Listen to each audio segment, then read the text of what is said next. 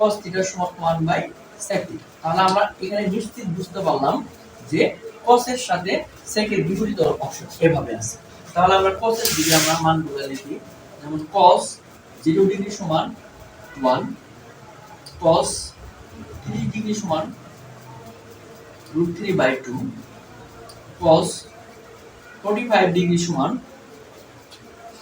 1/2, cos 60 degree সমান half, cos 90 degree সমান 0। তাহলে আমাদের বিপরীত কি? তাহলে আমরা অবশ্যই secটা লিখতে হবে।